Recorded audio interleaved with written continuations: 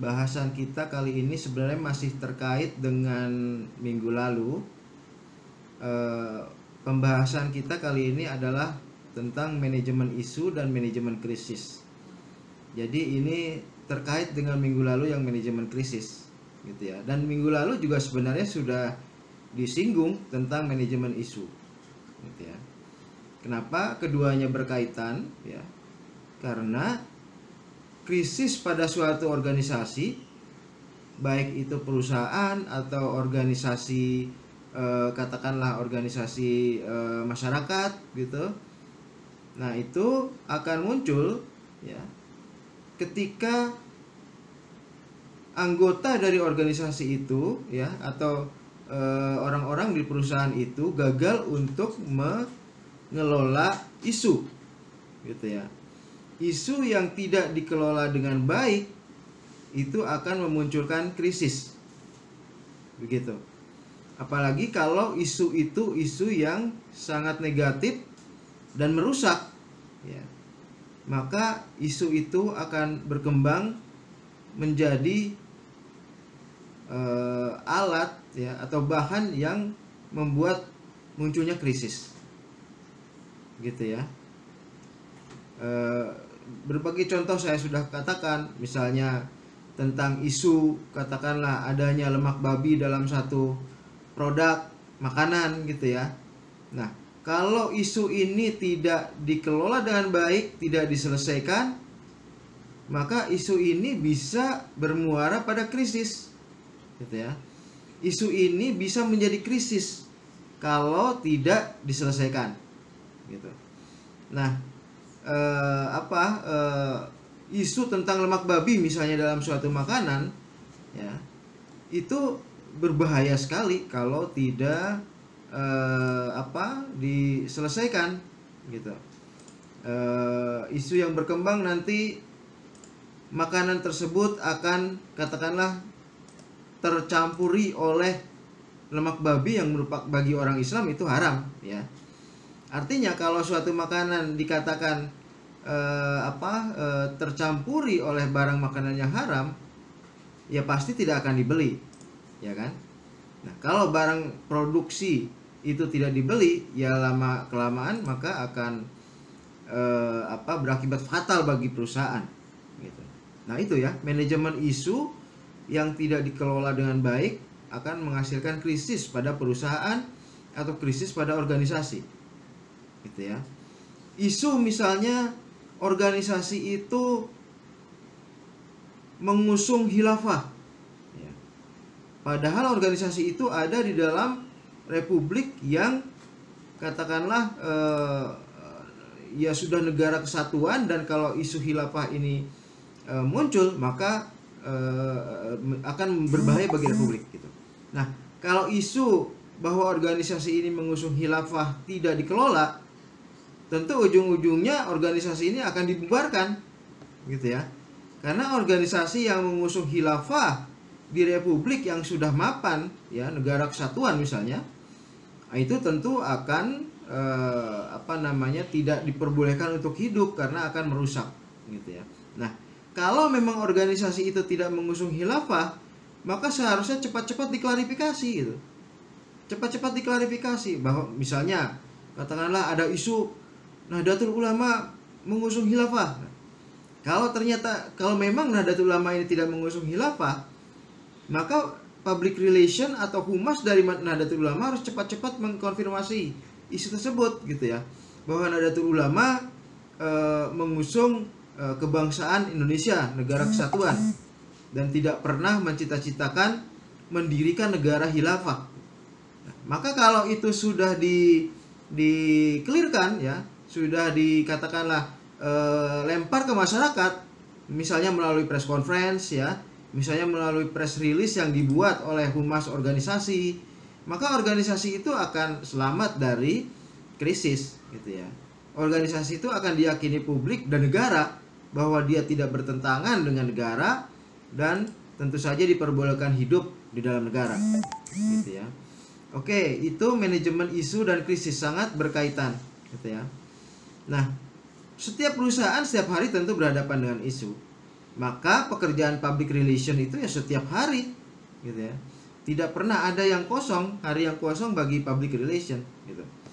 Setiap hari harus ada yang ditanggapi, harus ada yang direspon, ataupun harus ada isu-isu yang dibuat agar kemudian perusahaan itu bisa menjadi lebih baik lagi, gitu ya. Misalnya perusahaan perusahaan katakanlah minuman beralkohol, gitu ya. Nah, perusahaan minuman beralkohol untuk mengurangi tentangan di masyarakat itu misalnya ada CSR-nya yang membantu olahraga, gitu. Perusahaan rokok misalnya, gitu ya. Karena perusahaan rokok itu negatif citranya di mata masyarakat, maka perusahaan rokok itu aktif misalnya menggunakan dana CSR, ya. Nah, minggu depan kita akan belajar tentang CSR, menggunakan dana CSR perusahaan untuk membantu kemajuan olahraga misalnya. Nah, itu isu yang terus dibuat oleh public relation agar kemudian perusahaan itu menjadi baik citranya, gitu. Meskipun yang diproduksi adalah rokok, nikotin yang isinya adalah racun, gitu. Tetapi banyak memberikan jasa bagi kemajuan olahraga, bagi kemajuan kesehatan masyarakat misalnya. Seperti itu. Itu gunanya adalah untuk tadi, ya, menghindari krisis. Karena kalau citranya terlalu negatif bahwa perusahaan rokok itu perusahaan racun yang meracuni rakyat, masyarakat, gitu ya. Maka lama-kelamaan perusahaan rokok itu akan ditentang secara luas oleh masyarakat, gitu ya. Oke, kemudian pihak yang ada di garis depan pengelolaan isu itu adalah public relation tentu, ya. Public relation yang tentu dibantu oleh bagian-bagian lainnya, karena public relation juga tidak bisa bekerja sendiri, gitu ya. Nah, isu itu harus terkelola dengan baik, ya. Karena isu kalau tidak dikelola dengan baik, ya seperti tadi saya katakan, dia akan berujung pada krisis, ya. Nah, itu harus benar-benar dihindari. Karena kalau sudah masuk ke krisis, itu bahaya sekali buat eksistensi perusahaan atau organisasi, gitu ya. Tentu waktunya nanti akan habis untuk menghindari krisis. Oke, kalau bisa dihindari. Kalau tidak, maka organisasi atau perusahaan itu bisa bubar, gitu. Oke, isu krisis dan manajemen reputasi. Ini kaitannya, ya. Jika isu itu dikelola dengan baik dan kemudian krisis bisa dihindari, maka ini juga adalah salah satu bentuk manajemen reputasi, ya. Salah satu bentuk pengelolaan reputasi, ya. Pengelolaan isu yang baik ujungnya akan membuat reputasi perusahaan baik, ya. Pengelolaan isu yang baik akan berujung pada perusahaan yang baik, reputasi perusahaan yang baik. Tetapi sebaliknya, jika pengelolaannya buruk, maka akan berujung pada reputasi yang buruk atau bahkan bangkrut, ya, kebangkrutan dari perusahaan atau organisasi itu. Nah, pengelolaan isu juga erat kaitannya dengan pemasaran. Kalau reputasi perusahaan baik, ya, sebagai hasil dari pengelolaan isu yang baik, maka pemasaran juga akan baik, gitu. Ya. Isu misalnya produksi makanan dari perusahaan itu sudah bisa ditangkis bahwa perusahaan itu memproduksi makanan dengan unsur atau ingredients minyak babi itu bisa ditangkis dan bisa dikatakan bahwa tidak ada minyak babi dalam makanan itu. Nah, maka akan berpengaruh pada pemasaran. Kenapa? Karena setelah itu dijelaskan dengan baik, maka rakyat tidak ada keraguan untuk membeli produk itu. Itu kaitannya dengan pemasaran, gitu ya. Jadi 4 hal ini sangat terkait, ya, dan harus menjadi fokus dari seorang public relation. Isu, krisis, reputasi, dan pemasaran, gitu ya. Pengelolaan isu yang baik akan menghindarkan suatu perusahaan dari krisis. Terhindarnya suatu perusahaan dari krisis juga akan memperbaiki reputasi perusahaan, ya. Pengelolaan isu yang baik akan menghasilkan reputasi perusahaan yang baik, dan reputasi perusahaan yang baik akan menghasilkan pemasaran, gitu ya. Akan menghasilkan pemasaran. Oke, katakan lagi nih, ada isu yang menerpa satu perumahan Islami misalnya, ya. Oh, perumahan Islami itu diisukan katakanlah terdapat korupsi di dalamnya. Jadi pembeli itu kemungkinan akan kehilangan uangnya. Nah, itu isunya. maka public relation dari perusahaan itu, kalau memang perusahaan itu benar ya, maka dia harus menjelaskan bahwa tidak ada korupsi dalam perusahaan kami, dan para pembeli yang sudah inden menunggu rumahnya jadi tidak perlu khawatir karena rumahnya itu akan selesai dan mereka akan benar-benar menghuni rumah itu. Gitu. Nah, tentu saja itu harus, keterangan itu harus benar ya. Dan kemudian kalau keterangan itu kemudian dipercaya oleh publik, maka itu akan menghasilkan reputasi perusahaan yang baik bagi perusahaan. Kalau reputasi perusahaan developer itu misalnya baik, maka kemudian pemasaran juga akan semakin meningkat gitu ya. Bagian pemasaran tidak memiliki kesulitan untuk mencari konsumen yang akan membeli rumah itu, karena konsumen percaya bahwa perumahan itu adalah perusahaan yang baik yang akan benar-benar mewujudkan impian mereka untuk memiliki rumah gitu ya. Nah, itu kaitannya ya antara isu krisis manajemen reputasi dan pemasaran. Jadi semuanya saling berkelindan ya. Dan itu pusatnya ada di public relation ya. Kalau perusahaan itu memiliki public relation yang baik, atau katakanlah meng-hire sebuah perusahaan public relation, konsultan public relation yang baik, maka perusahaan itu akan terhindar dari krisis, sekaligus juga akan memiliki reputasi yang baik, dan tentu saja berujung pada pemasaran yang baik, sehingga kemudian perusahaan itu akan membesar. Begitu ya. Nah, itu kaitannya antara isu krisis, reputasi, dan pemasaran. Oke. Kemudian yang terakhir, jadi harus Anda ingat adalah sangat erat sekali kaitannya antara isu reputasi, krisis, dan pemasaran. Oke, kemudian pengelolaan isu dan hidupnya perusahaan. Ya, pengelolaan isu menentukan suatu perusahaan bisa hidup lama atau tidak, gitu ya. Kalau perusahaan itu bisa mengelola isu dengan baik, maka dia akan menghindarkan perusahaan dari krisis, sekaligus juga reputasi perusahaan akan menjadi lebih baik. Dan jika perusahaan akan menjadi lebih baik, tentu saja pemasaran dari produk perusahaan itu juga akan terbantu, sehingga akhirnya perusahaan itu akan membesar. Gitu ya. Mungkin setelah dijelaskan ini Anda punya gambaran yang jelas bahwa peran public relation itu amat urgent dalam hidup matinya perusahaan, gitu ya. Meskipun public relation tidak bekerja menjual barang secara langsung, seperti misalnya bagian marketing atau pemasaran, tetapi kerja-kerja yang dilakukan oleh public relation itu sangat penting dan menentukan pemasaran, gitu ya. Advertising misalnya, dia bisa saja mengiklankan ya produk itu dengan baik, dengan bagus, dan bisa menarik minat pembeli. Tetapi kalau kemudian reputasi perusahaan buruk karena public relation tidak bekerja dengan baik, maka kerja advertising pun akan sia-sia saja, gitu. Nah, karena itu public relation itu akan sangat menentukan. Begitu juga dengan kerja-kerja marketing. Bagaimanapun marketing bekerja ekstra keras menjual barang, gitu ya. Berusaha membuat event, berusaha katakanlah direct selling, berusaha door to door selling, gitu ya, atau berusaha meng-hire orang untuk katakanlah menjual keliling ya, seperti yang dilakukan oleh Yakult misalnya ya, dengan ada penjual keliling ke setiap komplek gitu. Tetapi kalau reputasi perusahaan buruk, maka penjualan dari perusahaan itu juga akan terhambat gitu. Jadi public relation itu seperti jantungnya perusahaan, katakanlah gitu ya, kalau kita analogikan. Kalau jantungnya sehat, maka dia akan bekerja memompa darah ke seluruh bagian tubuh sehingga tubuh itu sehat. Public relation pun seperti itu.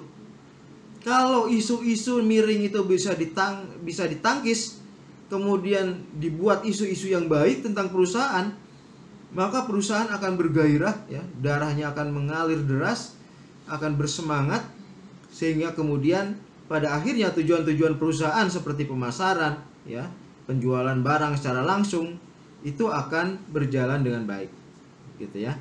Jadi dengan tidak mengecilkan peran bagian lain seperti bagian advertising atau bagian marketing, bisa dikatakan bahwa peran public relation itu sangat vital, itu seperti jantungnya dalam perusahaan yang memompa darah ya.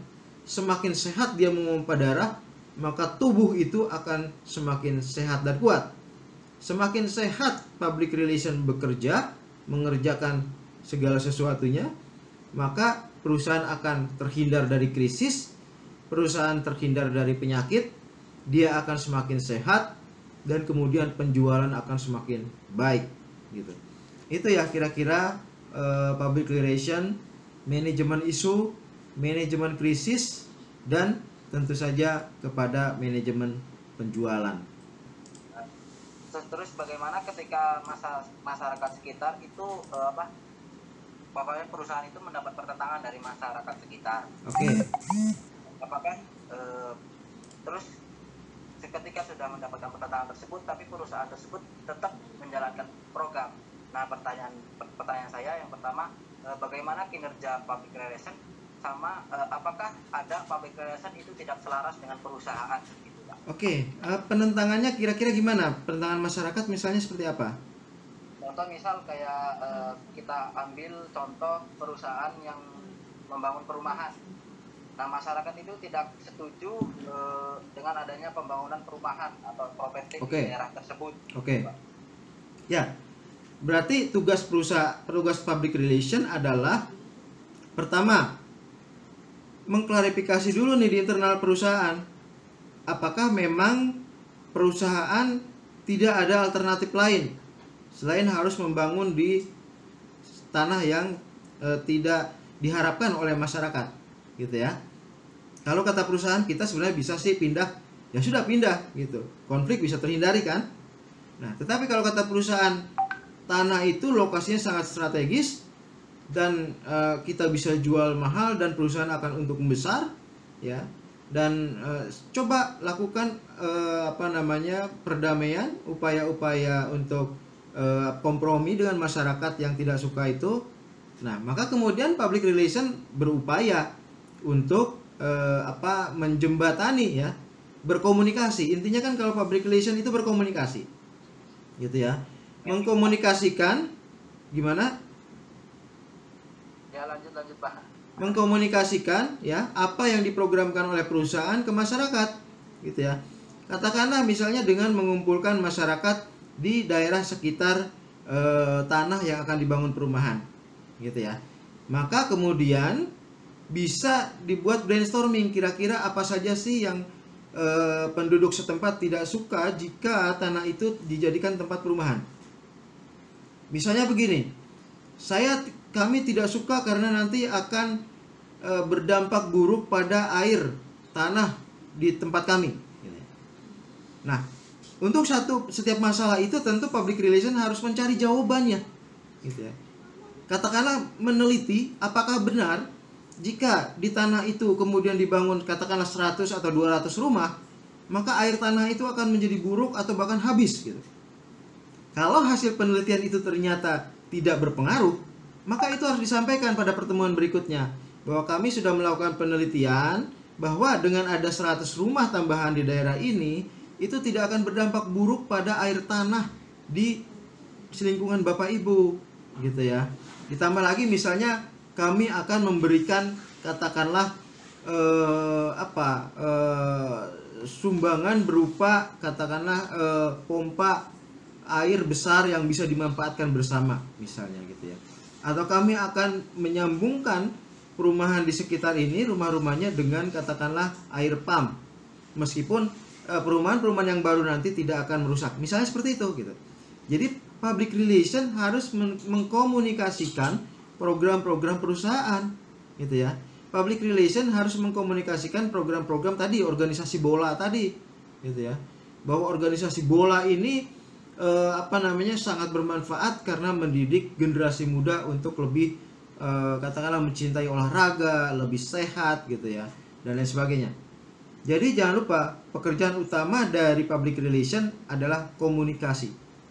Jadi mengkomunikasikan program perusahaan itu kalau ada penentangan di masyarakat, maka itu harus dilakukan dialog, ya, dikomunikasikan, ya, dikomunikasikan apakah memang masih mungkin ini diselesaikan, gitu, ya. Nah, setelah orang yakin bahwa perumahan itu tidak akan berdampak buruk pada air tanah di rumah masing-masing, tentu nanti penolakan itu akan hilang, gitu ya. Ditambah dengan adanya bantuan, misalnya ada rumah-rumah di sekitar akan disambungkan secara gratis dengan PAM misalnya, gitu ya. Nah, itu tentu akan malah lebih positif lagi, gitu ya.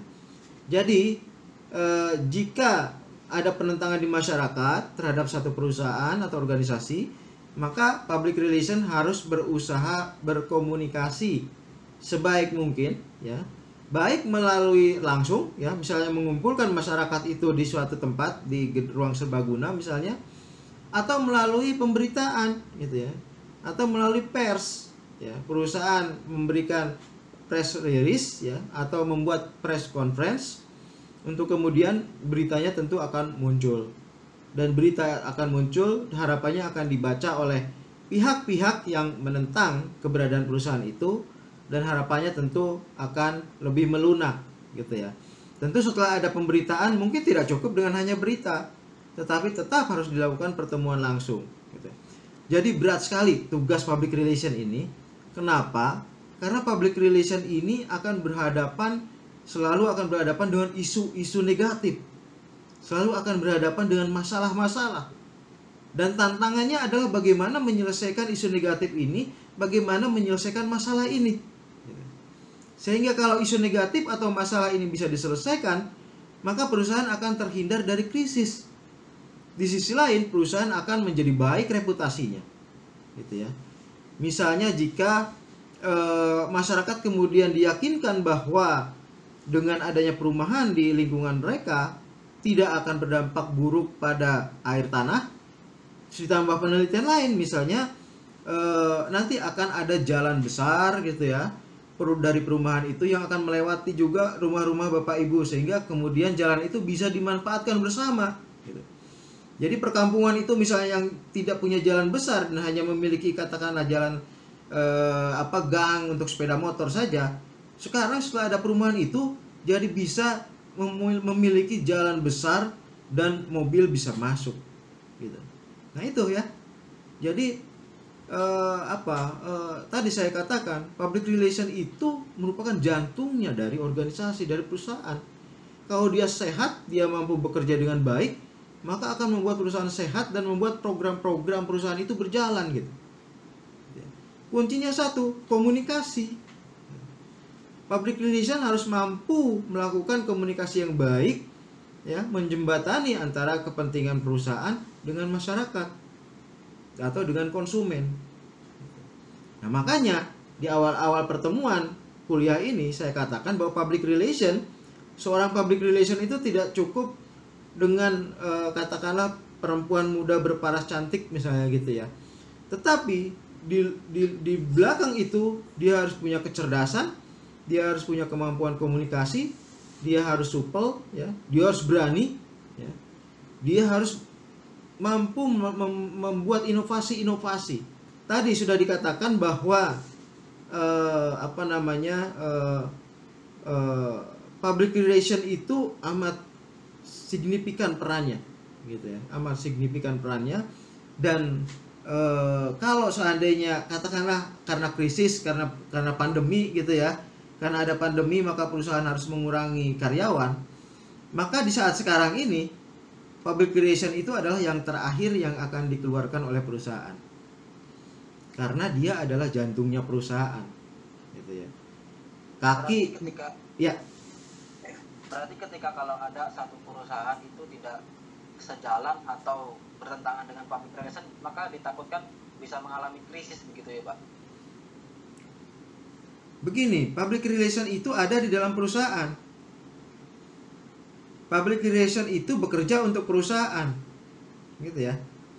Jadi public relation itu akan bekerja untuk kemajuan perusahaan, gitu ya. Kalau di dalam perusahaan itu katakanlah ada sesuatu yang memang buruk, misalnya tadi ya, misalnya ada niatan perusahaan untuk ya hanya membangun rumah saja, kemudian tidak peduli apakah perumahan itu akan membebani lingkungannya. Nah, itu tentu saja itu hal negatif yang harus diselesaikan di internal gitu. Dan kalau public relation melihat itu, tentu itu harus diselesaikan secara internal. Kalau tidak, maka kerja public relation juga percuma. Gitu ya. Karena kerja public relation itu harus sesuai fakta. Public relation itu bukan akal-akalan untuk ngeles, bukan. Ya. Kalau misalnya advertising ya, membuat iklan yang ngeles dari katakanlah rokok itu kan racun ya. Tapi kemudian advertising di dalam iklan-iklannya rokok itu laki-laki yang gagah gitu ya. Kalau di Amerika naik kuda, cowboy gitu kan. Nah, itu ngeles gitu loh. Jadi sebenarnya rokok itu bahaya, tapi kemudian dicitrakan bahwa yang ngerokok itu gagah kelihatannya gitu. Nah, public relation itu tidak bisa seperti itu gitu. Public relation tidak bisa mengatakan hal yang bertentangan yang ada di dalam perusahaan gitu. Kalau ternyata mie instan dari produk di pabrik itu memang mengandung minyak babi, public relation tidak bisa mengatakan bahwa mie ini terbebas dari minyak babi, tidak ada minyak babinya, nggak bisa gitu ya. Kalau itu dilakukan bunuh diri. Kenapa? Karena di luar kan ada BP POM misalnya ya kan, Badan Pengawas Makanan. Nah, kalau itu diketahui oleh BP POM bahwa public relation berbohong, artinya perusahaan itu berbohong, maka akan langsung dikenai sanksi. Tidak hanya administratif, mungkin sanksinya pidana gitu ya, karena membohongi masyarakat dan mencelakakan masyarakat gitu. Jadi tadi yang Anda tanyakan, kalau perusahaan bertentangan dengan public relation, habis saja perusahaannya gitu ya. Perusahaan itu tidak boleh bertentangan dengan public relation, dan apa yang dikerjakan oleh public relation harus sesuai fakta yang ada di perusahaan gitu. Jadi kalau Anda misalnya seorang public relation mengatakan kebohongan yang tidak fakta di perusahaan, Anda bunuh diri. Anda bukan public relation namanya, Anda sedang merusak perusahaan itu.